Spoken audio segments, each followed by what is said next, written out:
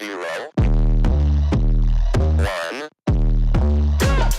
Let's get started. Hello and welcome to Beyond Top 10 Tennis. My name is Dr. Ashley Morgan Berge and I am your host. If you're not familiar with my work or would like to learn more about it, head on over to AM8 International, the first tennis lab of its kind worldwide that is centered on delivering top 10 tennis rankings and is 100% backed by science.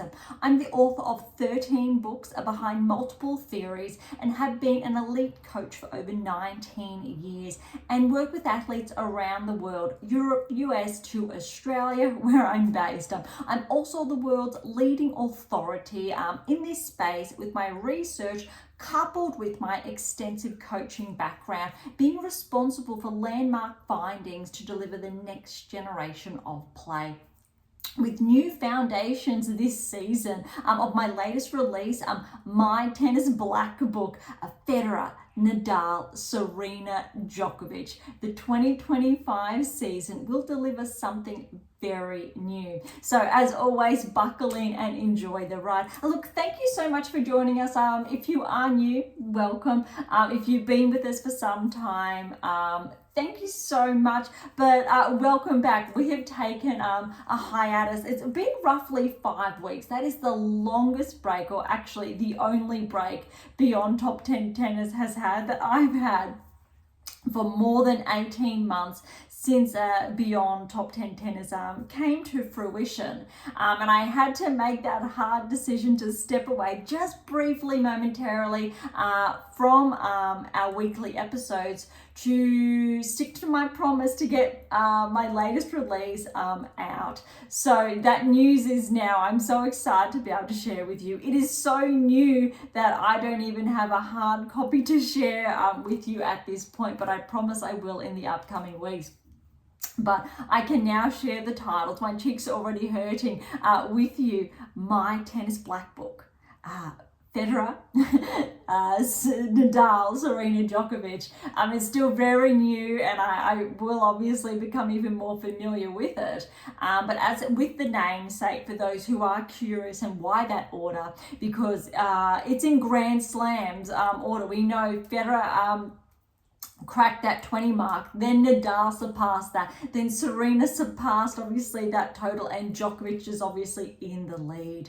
And it's all centered about essentially who's going to be next, with essentially a complete toolkit if that is you. I am so excited. I really want to share more about that in the coming weeks or throughout this entire season, because what's most exciting about it is that I have built, and I can share now more about that, an entire framework. All those books you can see in the background, and yes, the Christmas tree is still up. It's only a few days past, so that's also a reminder of a belated Merry Christmas for those of you who do celebrate that around the world. And I really hope you've had a phenomenal break as well. And maybe you did take a little bit of a hiatus like I did too. But again, welcome back.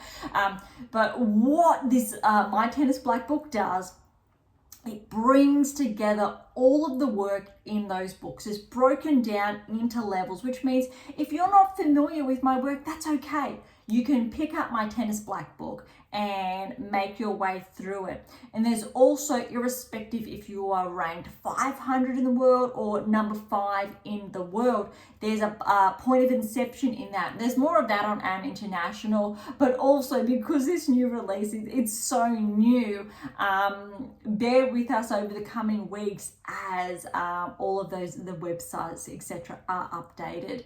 But I'm happy to share that the hard copy is available and the digital copy is also available. For all of my releases, for those who are not familiar, all of our digital copies are in PDF form, not essentially ebook or formats, and that's because we have a number of graphics. And if it is put into an ebook, it looks like a dog's breakfast, so to speak. So that is why if you do choose to get the download, it is in a PDF form. But if you do want the hard copy, I'm a big fan of hard copies still, as in the background. it's available, and we'll get to more of that later. But you have topics in this text every second week, not every week, to give you a break. You've got weekly planners every single week over 48 weeks, not 52 but 48 weeks, to track you throughout the entire season. So those 4 weeks that are spare are integrated throughout the season to ensure you have them as a minimum rest period. So I'm forcing you to take a bare minimum of 4 weeks off every single season. I'm so excited because it tracks you through one of many of these books throughout the season, 2 if you choose, 3 if you choose, different levels, different stages, and then you have your own distinct topics every fortnight, so 2 per week, not to overload you. Also steering you back to Beyond Top 10 Tennis. What episodes have you missed out on in the past, to help re-solidify certain ideas. But then also, it's very multifaceted, reviewing in part the 2024 season that we know has come to a wrap over the last couple of weeks, but also how you can learn from key players, their performances, how the rankings were not always true, why some players were progressing and why others weren't, irrespective if the rankings were moving. So there's a very new section in there on essentially not the just the 8%. So you're familiar with hopefully the 8 keys. So remember my last release that came out this time last year, how to develop a top 10 tennis ranking, the light blue one over there, the power of the 8th key. And with the 8th key, there's the 8%, so you're a top 10. Inside the 8% of the top 10, hopefully you're following. And then, so there's a new landmark finding in my tennis black book, which is around the final 8. So there's another rule of 8 tying back to AM8 International, and how powerful that is. And it's not always in the rankings, but how you can follow those footsteps as well. It is jam-packed, and I'm going very quickly, I think, to cover some key aspects of this new release. And I think also what's really important is to address why it's called My Tennis Black Book, because, and this is the most exciting part, it has been designed as a black book for you. Those who are not familiar with the expression of a black book, it's your secret. It's something hidden. It's something that it's explicit and special for you. And so what's designed in those weekly charts every single week, tools to pen notes especially for you, and there are pointers every single week on what you need to do. But this book is also twofold, which means, and I can share this now, something I couldn't previously, but it comes with a secondary component, so another book. That book won't be out, however, until, let's say, late January, late February. We'll see how that timing goes, but enough time for you to cover the entirety of my tennis black book throughout, say, January, to realize maybe why this next book you would need as well to complement my tennis black book, Federer, Nadal, Serena Djokovic, and how that works. And yes, there are inferences in the book to obviously the accomplishments of the 4 best players of all time when we're looking at Grand Slam, or of this generation. Obviously, we know other players, previous generations that have surpassed that or who were around that. So it's really just focusing on those primary 4. But also, because the 2024 season was huge, also with the Olympics, that's built into that as well, with emphasis on Grand Slam results, why some players perform at the peak at the Olympics, at Grand Slams, and why other players don't. So if you aspire to be a top 10 player, reach the final 8 as a minimum at Grand Slams, this is built for you. And I'm so excited because it's just another level I've been able to deliver with this work. And again, 100% backed by science. So again, that's where I was going. Those of you who are familiar with Beyond Top 10 Tennis, you've been tuning in every week. Thank you so much. I've decided, even though we're not quite there yet, but to kick off the 2025 season with a bit of a new introduction. So if you're not familiar, tune into previous ones, head on over to AM8 International. I really wanted to condense those that introduction, and I've condensed the conclusion or the outro of today's episode as well to really make it a little bit more personal. Hopefully by now you're familiar with my background, you know my work, you see all the books in the background, and it just keeps expanding. And all of there's so much information on AM8 International and throughout all of these texts. It's very exciting. But for today's episode, because we've taken a 5-week hiatus, and also today, really the 2025 season kicks off. It's really back in action.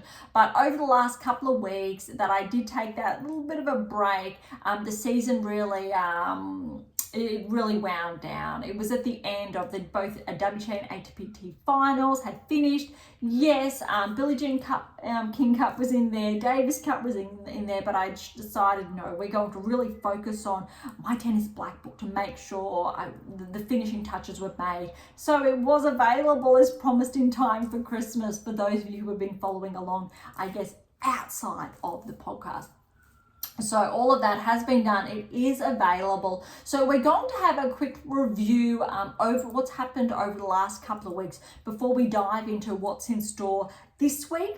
And for those of you who are, again, familiar with our special editions for Grand Slams, look, Australian Open, it's literally only it's roughly 3 weeks away now. So we have a jam-packed couple of weeks ahead of us, which means our episodes will be coming out more frequently. I'm going to test a little bit of a change of pace this year.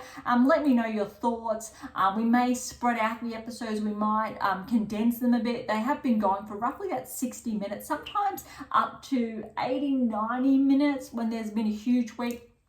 I'll see, or if we're going to really condense that into shorter episodes, but dispersed as well. But I'd love to hear your thoughts. I'm just tinkering with it, and I'm sharing those thoughts out loud because I really do value each and every one of you and your thoughts, because that's what Beyond Top 10 Tennis has been built for you. All right, look, as always, we are keeping with our typical themes: WTA Tour, ATP Tour, rankings and results. No rankings to look at this week, or really over the last couple of weeks, purely because, look, if we're focusing on top 100 or specifically, top 20, top 30, top 50, there aren't really notable big jumps to talk about, but there have been some movers in those smaller events. Look, ATP Tour had the NextGen Finals that did take place a little bit over a week ago. WTA Tour has had those smaller events really underway over the last couple of weeks. But we've also got the World Tennis League, so we can talk more about. There are more events on the WTA Tour. We know this happens from time to time. One tour has a lot more than another, then it switches. But we will, I think, round everything out. I will try to be quite brief with this roundup because there is so much to get through. But also really just to share a few pointers of potential players to look that maybe they have been tracking, maybe they haven't, because it's really noteworthy to share who has claimed those maiden titles. So look, the 5th Charleston Open, we did touch on in our last episode, so going back roughly 5 weeks ago. So Zarazua was the #1 seed, and what's really noteworthy here, we're just going to track all the way through to the semi-finals. Zarazua, look, she made the semi-finals. Davis retired. Chang, the 7th seed, made the semi-finals. Branchiacchio also did 3-set win to Chang. Zarazua, #1 seed, and Chang in the final. Zarazua with the win. What's really noteworthy there is she was the #1 seed. And I can't tell you how many times, because yes, I've been crunching the data behind the scenes every single week, how frequently a #1 seed does not win or live up to that hype. a lot of pressure there. They very actually rarely win that title. So there does come a lot of pressure, we've noticed, especially over the last season, with that number one seed. Maybe this coming season is going to be a little bit different, but it's very interesting to see how frequently that number one seed does prevail, let alone, number 1 and 2 seed. Where's that second seed in the final, for example? Let alone 3 and 4 having 1, 2, 3, 4 in the semi-finals. So it's a very interesting discussion, I find there. So Zarazua, well done. This isn't that surprising because Zarazua, irrespective of that ranking, we've been seeing her show up throughout the 2024 season, not so deep, but in these smaller, say 1, 2, 5 events. So let's see in Australia, potentially that third round result. If Zarazua is able to, say, push through to the third, we will see more, I'll say, notable changes as far as rankings are concerned. All right, another event. This is actually going back late November. So the LP Open, so in Colonia in Chile. This was also end of November. So we did briefly touch on this prior to our hiatus, so I just wanted to wrap this up. Lamens was the number one seed, which is noteworthy. Carl was the second seed, and again noteworthy. The final number one seed was nowhere to be seen. Semi-finals, we've got Berge, the 8th seed, Stojanovic not seeded, Sheriff the 3rd seed has been tracking throughout the season, and Carl the 2nd seed has been tracking this season. Carl progressed to the finals, played Stojanovic, 3-set win to Stojanovic. So the second seed did not prevail with Carl, but still a very good result. So Stojanovic with that win, that's actually very it's interesting. Let's see if we see Stojanovic, her name pop up even more. We're really yet to see that showing. Stojanovic has not been tracking. If it was Sheriff or Carl or Zarazua again to progress, that's a different discussion. So that's also noteworthy to have a look if Stojanovic is one of those players that is going to make some inroads this coming season. All right, the third one that we've got, this one was the first week of December in Angers, France. Open at Angers Loire. I apologize for the mispronunciation, and I do say this very frequently, but I sincerely do mean it. I do my best to pronounce what's in front of me on the screen. All right, so Brule was the number one seed here. Parks was in action. And what I think really caught my attention here was Bencic. Bencic is back in action. We know former top 10 player. It doesn't look like her ranking was protected because she's not seeded. That's a little bit interesting / confusing because we know on the ATP Tour, for example, a couple of players' rankings have been protected, and it's really disappointing, I find, especially if a female player takes maternity leave, why their ranking hasn't been protected. That's a bit controversial there. So that's definitely food for thought for obviously the WTA Tour. Hopefully will start taking into consideration. We could say the similar with Osaka ranking not being protected. There's a lot of other players obviously in that mix as well. All right, so Bencic is in action, and we've got a number of other noteworthy players, but I really wanted to focus on Bencic and her results because she did track through to the semi-finals, and that I think is what really caught my eye. And not only was it the semi-finals, noteworthy, it is a 1-2-5 event. Really good, let's say, warm-up for Bencic to be back in action. And look, Parks is the 3rd seed. She tracked through to the semi-finals as well, but the only seed. It was Barthel and Parks. In one semi, Parks progressed. Now, Parks, I believe, did win her maiden title this season. So she's adding to that collection. Bencic and Salkova in the other semi-final. Bencic progressed quite convincingly. And look at this. In final, Parks and Bencic, it was very tight. First set went to a tie break. Second set was relatively close. Bencic did take that, but Parks ran away with it 6-0 in that third. But I think that's still a very good result for Bencic to get those matches under her belt. But that is definitely, I'm 99% sure, Parks' second title for the season. Parks is one to watch, to be tracking, I think, this season. I'm not going to be surprised if Parks does make some upsets in Australia. All right, so that one, France done. Next one was over in Brazil. So I will do my best to pronounce that. Florianópolis in Brazil under MundoTenis Open. Carl is the number 1 seed here, and I just want to have a look at some other players. Noteworthy is Sheriff was the 2nd seed. However, Sheriff fell in the 3rd round here, or quarterfinals if you like, depending how you're looking at it. Noteworthy as well, because I just saw that one moment, so I'm just going to find that name again so I do pronounce that correctly. Stojanovic, she did progress past the 1st round through to the 2nd. However, she did fall to Jin in the round of 16. So when we were speaking about tracking and those results from just 2-3 events prior, that's not the case. But it's good to see also Sheriff in action. However, Sheriff did fall to Shawalinska in the 3rd round, but we'll say the quarterfinals when we're looking at rounds per se. All right, so the 4 we've got in the semi-finals, Carl and Il-Albon, and Il-Albon has upset the number 1 seed in 3 sets. Very close tiebreak that 2nd set. That was 11-9. That's very impressive, and it went the way of In-Albon. However, if Carl snatched that tiebreaker, she would have won the match. So well done to In-Albon.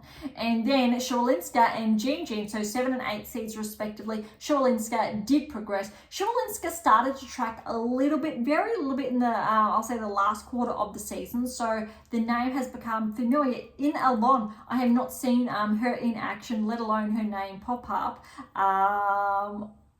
tracking this season, so that's very interesting. Shawalinska with the win there, quite convincingly, but that's a very good win for her. All right, the next event, because we did have a lot of small tier events to get through. This is the final one. It was held 2 weeks ago now in France. So Limoges, the Open BLS de Limoges. Alexandrova was the number 1 seed, and she fell in the 1st round. I'm looking at some other, Erika Andreeva, she progressed through at least to the 1st round. Gulbulik and Blinkova, they progressed through that initial hurdle, and Yastremska was the 2nd seed. She did progress 1st round, however she fell to Monmay in the 2nd round. A little bit disappointing there, and we've seen a lot of that this season, but again, her season really did kick off very well, Yastremska, in Australia. I believe it was with that quarter-final, semi-final potentially result. Let's see what she's able to achieve this time in Australia. If she's not able to, this is the hard part. If Yastremska, along with a number of other players that had breakthrough seasons in Australia at the Australian Open, if they're not able to maintain, they're going to lose a lot of points. Paolini, Kostyuk, Yastremska, Noskova, for example, or a number of players. Svitolina, I know she's up there as well. It's going to be very interesting to see a bit of a shake-up with rankings. More so top 35, I will say, and how that really tracks. And we might see a very big correction in the top 10. Zheng with that finals result. Paolini was round of 16, so a little bit more safer there. But we're saying that because both of those players are top 5 now. Huge, but I'm really looking forward to that. All right, so final here. Gulbik did get the win over Nave straight sets. Gulbik's been tracking subtly throughout the season, 2024 season, not 2025 yet. So that's noteworthy as well. That wraps up WTA Tour for the 2024 season, before we shift now to the 2025 season that we know always starts a couple of days before, I guess, we ring in the new year. Before we get to that, the bit of a crossover here between WTA Tour and the ATP Tour, which we will get to shortly, is the World Tennis League. We don't normally step away or deviate from what's happening on tours per se, but a little bit of an exception here, because today's episode is a bit of a catch up over what's been going on the last couple of weeks, and to set ourselves up for this coming week. We've got the United Cup kicking off today, Brisbane, the ABS Classic, Canberra, Hong Kong, a number of events, whether it's today or in the coming days to come. All right, so World Tennis League, I'm not going to go over essentially the teams, but I wanted to, or the names.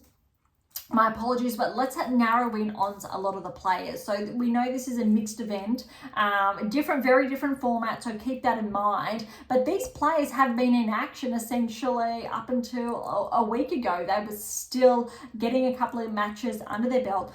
Not obviously the full 3 setters, just 1 set, I do believe. A little bit of a different format, but still very good to obviously be on court and not obviously not be playing. So this is very good, I think, for a lot of these players that did partake. I think there's zero correlation between top 10 players and rankings, because we have players inside the top 10, inside the top 5, outside, those who aren't inside the top 100. It's quite scattered, so it's a little bit interesting there. All right, so let's dive in. Doubles, we had Garcia and Rybakina playing. Mira Andreeva and Sabalenka, they got the win. 7-6 over Rybakina Garcia. Very tight there. Very, that's fun. All right, so singles, we had Sabalenka and Rybakina. That scoreline was 7-6 to Sabalenka. Nice and tight. I'm looking at Rybakina making some good inroads, hopefully in Australia. Quarterfinals should definitely be on the cards, irrespective of her ranking regressing. All right, doubles, we had Nadal and Thompson with the win over Shapovalov and Rublev, 7-5. Rublev with a good win over Thompson, irrespective of those rankings. Thompson's top 30, Rublev top 10, but 7-5 to Rublev. Rublev then got another win, overtime. I'm not too sure what happened there, but that was 2-love for some reason. All right, very similar, some shootout format that Rublev got the win there, 1-0. And that looked like a little bit of a bonus format.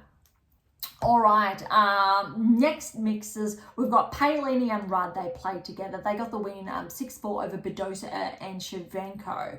That's a lot of fun. All right, Rudd then singles over Shevchenko, 6-4. Halep and Paolini, they played together. They got the win over Nadal and Thompson, 7-5. Isn't that a lot of fun, seeing women and men on opposite sides of the court still playing? I enjoy this type of format. That's fun to see. All right, then Paolini and Swiatek played. Swiatek got the win 7-5 over Paolini. In overtime, however, Paolini 1-love over Swiatek. So it looks like it's a little bit of a time clock.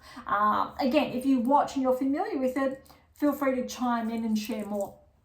All right, we've got Andreeva, so Mira Andreeva and Sabalenka. They had a 6-1 win over Badosa and Swiatek in the doubles. That is very, very impressive there. Considering those rankings, however, what's noteworthy is obviously we've got 1 and 2 in the world respectively. Both Badosa and Andreeva are just outside the top 10. Badosa is this close to becoming a barrier breaker. And if she has a good run leading up to the Australian Open and in Australia, Badosa more likely than not will crack into the top 10 and potentially be the first barrier breaker of the season. Andreeva, she's a little bit shy, but look, if Mira has a very good run, I think any player that does at least crack the round of 16 towards the quarters has the potential, because there are a number of players, I think, on the cusp. That's another discussion, but that is also really shared, and I do dive into that in my Tennis Black Book, more on that. All right, Sabalenka got the win 6-2 over Badosa. Doubles-wise, Nadal and Thompson, good win 6-4 over Shevchenko and Tsitsipas. Nadal fell to Shevchenko 2-6 there. Nadal then tied with Shevchenko 1-all in overtime. Garcia, Rybakina, good win over Halep and Paolini, 7-6 tiebreak, 7-5. That's a very fun scoreline, nice and tight. Rybakina then 6-4 over Halep. Those of you who are not familiar, Halep had to withdraw from the Australian Open qualifying. She was given a wild card there. Little bit disappointed Halep wasn't given a wild card to the main draw. When you're really looking at, I think, players lately, there's been a number with, let's say, failed tests without diving into it. Halep, or her case, sets a really, I think, poor, unhealthy precedent for how she was treated. Really mismanaged. So I hope the organizations, respective bodies learned from that, but they really haven't done enough, I think, to help Halep get back in action. Whereas you got the likes of Swiatek, Sinner, different cases, Purcell. I know there's more players, not I think necessarily of their fault, but from their teams' lack of care at times, and the players have had to bear the brunt of those mistakes. So I'm trying to be quite careful here, and that's really important. And unfortunately, Halep took all that brunt. And I really hope this season she gets more wild cards, more opportunities to really get back in there. Because we know Halep, she is a top 10 player. She just needs that chance. And okay.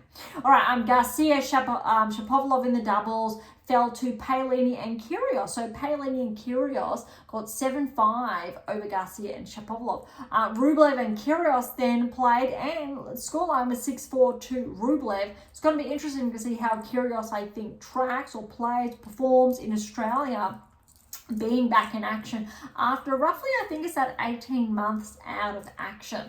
All right, then we've got, it was a lot here. Swiatek, a very good win over Rybakina, 6-3. That's a good match under her belt. Then Badosa and Swiatek got 6-2 over Garcia and Rybakina. Shevchenko, Tsitsipas, good win over Rublev and Shapovalov. Then you've got Rublev with a good win over Tsitsipas, 6-1. It's going to be interesting to see if Tsitsipas can crack back into the top 10 this season. He's really been hovering just at that 11 mark for most of this season, 2024 season. Potentially, he really can, but again, I wrote about this in my Tennis Black Book, more along these lines, why that hasn't happened, why it may or may not happen. All right, Tsitsipas then in overtime got that 1-0 win over Rublev. Andreeva Sabalenka doubles 6-1 over Halep and Paolini. Andreeva over Paolini 6-4. Nadal Thompson fell to Kyrgios and Rudd 6-4. And Nadal then fell to Rudd 6-3. And then in overtime, Nadal got that 1-0 win. Last couple of matches here, we've got Sabalenka and Andreeva good with a win over Rybakina and Garcia, 7-6. These two have been playing very well. It would be very impressive if they played doubles together, I think, in other events. All right, Andreeva then got a win over Rybakina 6-2. Rublev, Shapovalov 6-2 over Nadal and Thompson. And then in overtime, Rublev got the 6-1 over Nadal. I won't go into the standings and points and the teams because we didn't really focus on the team standings there. But that is a very good, I think,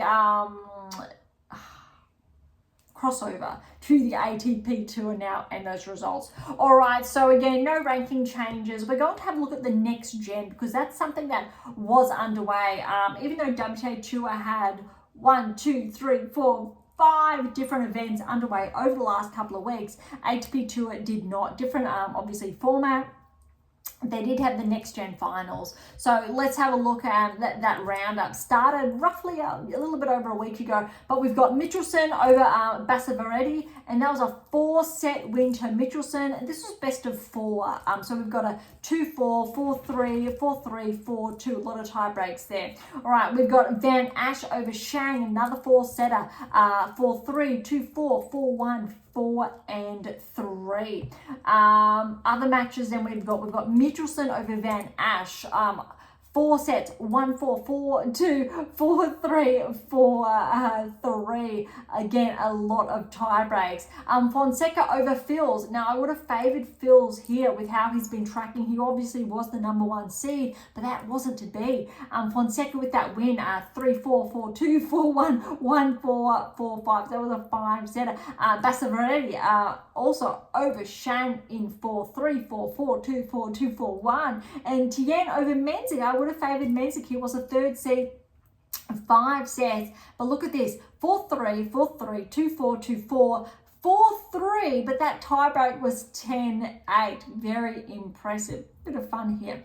All right, so Van Asch then got a win over Basaveretti, 4-3, 4-4, 4-3, 4-2, 4-2. Look how close a lot of these matches are. Fonseca over Teen, however, 4 love, 1-4, 4-2. Michelsen, Shang, 4-1, 1-0. Shang walk over then. He was the 4th seed. Phil's then got a very good win over Menzies, 4-2, 4-3, 4-2. I think that is the only, aside from the retirement, 3-setter we have actually seen so far. All right, following Fonseca over Menzies, this was a tough 5-setter. Look at this, 3-4, 4-3, 4-3, 3-4, 4-3. Impressive. Teen over Phil's. Teen was the 5th seed, and this is surprising as well because Phil's obviously was the favourite. He had a very standout or stellar year, especially with his ranking. Teen with that win, 4-2, 4-2, 3-4, 4-3. Okay, we're wrapping up a couple of the semi-finals now because that was a round robin format. Fonseca, Van Ash, Michelsen and Teen were the top 4 in the semi-finals. You got Fonseca over Van Ash, and Fonseca was the 8th seed here, 4-2, 4-2, 4-1. That's only the second straight or 3-set match we've seen. Teen over Michelsen, the 2nd seed, Teen the 5th seed, 2-4, 4-2, 1-4, 4-love, 4-1. So there's a 5-setter, so a 3 and a 5 in contrast. Really interesting. And what's even a little bit mind-blowing, going back to what I said about the number 1 seed and that success rate that we've seen throughout the season, keeping in mind that this is still the 2024 season, Fonseca's the 8th seed, potentially the least likely or expected to progress to the finals, and the 5th seed NTN. So let's say the 1, 2, 3 or 4 seeds did not progress, let alone when we're looking at the top 4 in the semi-finals, only the 2nd seed Michelsen progressed there, but he fell obviously at that hurdle. So we got Fonseca and Teen in the finals of the next gen, and Fonseca 2-4, 4-3. That tiebreak, however, was 10-8 to Fonseca. 4-love, 4-2. So look, Tien got that first set. Fonseca then ran away with it. So what that says is that Fonseca is the player or one of those players to watch this season especially. So it's going to be very interesting come Australia, next couple of weeks, how Fonseca tracks and if this is going to, I think, reflect in his ranking and his results to come throughout the 2025 season. Okay, that's really it for the ATP Tour. That was really the only one that's been in action. So we're going to head on over to the United Cup now. So we know the United Cup is both joint ATP and WTA Tour events. However, WTA, they're yet to really release, well, they have a little bit of a schedule, very similar, but ATP Tour, they break it down a little bit more. So we're going to have a look. Day 1 action. We're not going to fast forward too much, as in what's to come in the days. Let's focus on today's in action, because today's episode will most likely go live in sometime, I'll say, in the next 24-36 hours. So keep in mind that potentially when you are tuning into today's episode, it's a little bit behind because obviously I will say the time of going to air. All right, so Kazakhstan and Spain are playing against each other on day 1, and they are over in Perth. And we've got Shevchenko up against Carino Busta. Rybakina will play Buzez Meniera. I'm interested to see how Rybakina is going to perform. We know we've had some coaching changes there. And then we've got Rybakina and Shevchenko. They will play Cavelas Ambriames and Matos Gomez. Also, we do have over in Perth, China and Brazil will play one another, and that is Gayo and Haddad Maia. Also interested to see how Haddad Maia tracks or performs, especially after the US Open. Then there was a bit of a regression there. Zhang and Monteiro then will play, obviously on the men's side. Zhang will play Haddad Maia and Matos. Obviously, we know Zhang is not in action. I believe there was a little bit of I'm not sure, there wasn't a retirement, she just withdrew. She decided she needed more of a recovery period after a heavy season. Potentially a smart decision there. We know historically a number of players sometimes play no lead-up events, and some players do. There is no, I think, golden rule. I think Federer, Nadal, Djokovic, they've all played lead-up events previously, and Serena, and then chosen not to over the years, looking at what works best for them. And I also touch on more of that in my Tennis Black Book about rest periods, how to learn what works best for you, and making sure you factor in those recovery periods depending on obviously how your last couple of weeks of the season did go. All right, so that's really it for the United Cup. we can have a look in notes. Okay, so what's only live, they're only showing us day one action. But if I head back on over to the WTA Tour and what they're showing us, let's have a look at obviously the teams, because I wanted to dive into that. So USA team, we've got Fritz, Kudla and Galloway, Gorf, Collins and Crooks.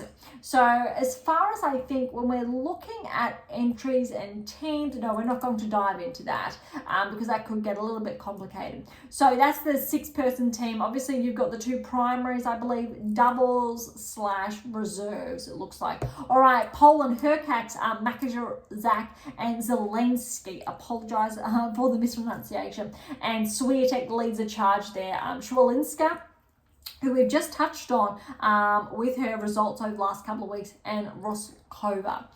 Okay, then we've got Greece, Tsitsipas, Sakaladaris, and also then Stefanos' brother Tsitsipas is there as well. Sakari's leading the charge there, Papamachi and Gramati Kopolu.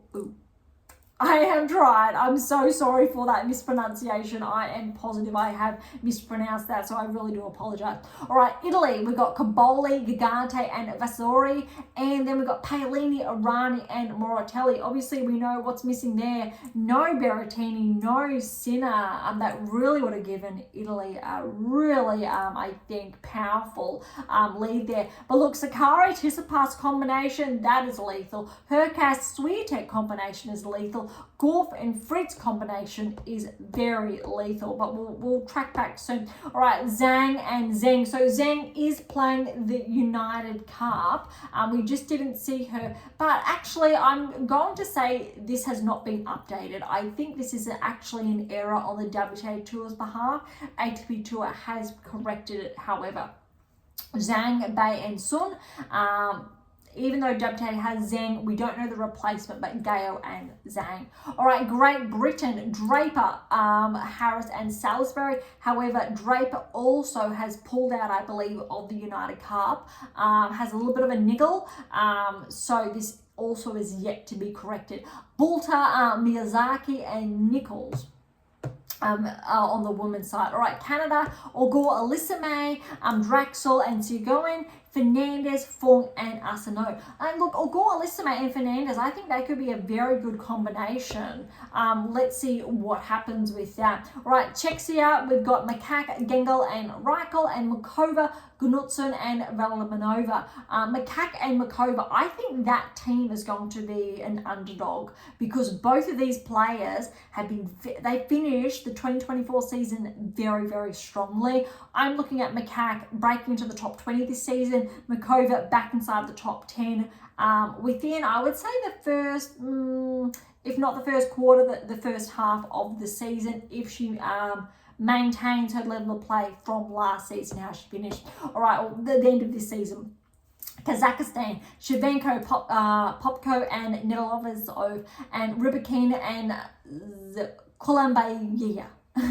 Again, I apologize. But Shevchenko and Rybakina, that'll be interesting to see how both of them pair up. France, Humbert, Motet, Roger Vasselin, and Parry, Paquet, and Lechina. What's interesting to be missing there is, and the name is on the tip of my tongue, Cornet. Cornet is missing because 12 months ago now, roughly, is when Cornet announced her retirement.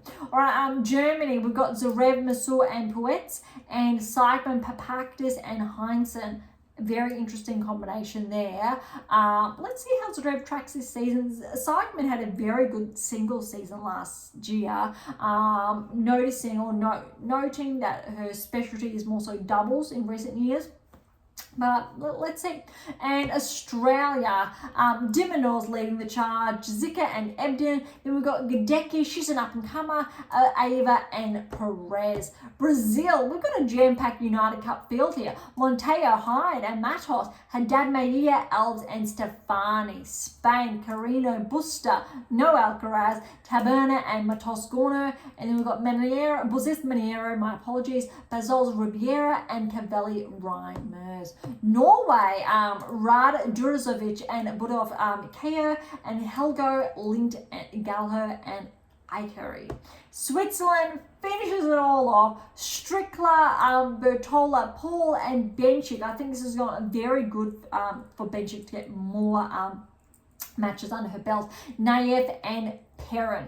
Oh my goodness, that was huge. Okay, so that really wraps up the United Cup. That was a lot there. Let's look towards Brisbane. So as far as the ATP Tour is concerned, Brisbane is not underway yet. We don't have any recorded data. Even though the qualifying actually does start today, ATP Tour is not sharing that at this point. However, WTA Tour has started to share some, because it's not in action, but we can look at the seeds here. So we've got Sonmez as the number 1 seed. Kudermetova's 7. Dart is 2. Hercog's in action. Lias is 9. Sorobes, Tormos 3. Bejik's 12. Seville's in action now. She's 4. Inglis 11. Shibadalova, she's the 5th seed, but remember, she just missed out on bronze. So Swiatek got the win at the Olympics over Shibadalova. Just for perspective, Todoni 8th seed, Bogdan 6th seed, and Watson is the 10th seed. Great to see Watson back. Would be great to see her track through, but she's up against Arango, so she's that up-and-coming player from Colombia, has been tracking this season, but look, haven't seen Watson in action or go deep in the draw for some time now, so that would be really nice to see. All right, let's go ahead back to the Hong Kong. That does kick off in a couple of days, not just yet, so we don't have any data to discuss, but that is just around the corner. Back to the WTA Tour, and what kicks off in the next couple of days is Auckland. So Auckland will also be underway. We don't have any data or information to really share on Auckland, but we do know Osaka, Raducanu, and Stevens are in action, or they will be playing. And the last event to touch on is in Canberra. Again, we don't have any data, no player list available at this stage, but that also will kick off in the next couple of days. So jam-packed, a lot, and look, we've kept today's episode nice and short. It's really, we can look at it as a wrap of really what's happened over the last couple of weeks, what we're doing also today with the United Cup kicking off. But look, Beyond Top 10 Tennis will be back in, I'll say in a couple of days time, to dive more into Brisbane, ASBS Classic, to Auckland, Canberra, Hong Kong, and we'll be able to keep pace, obviously, with United Cup as it does unwrap. All right, so thank you so much. That is today's episode. Thank you so much for listening. To grab a copy of my new release, My Tennis Black Book, Federer, Nadal, Serena Djokovic. Look, head on over to AM8 International, which you can get the hard copy and digital copies, or head on over to Amazon, irrespective of where you're based in the world, and you can get hard copies there.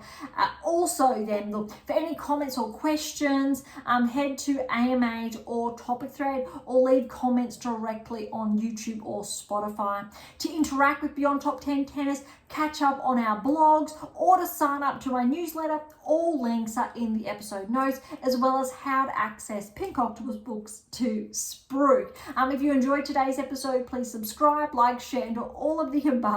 Beyond Top 10 Tennis exists for you, so please consider sharing us with those you know near and far. And if you're serious about heading towards the top 10, or want to know what you're missing to secure that maiden Grand Slam or more, don't be shy. Come and say hi. Okay, on that note, thank you so much for listening. I am so incredibly grateful. I am your host, Dr. Ashley Morgan Berge, and this is Beyond Top 10 Tennis, and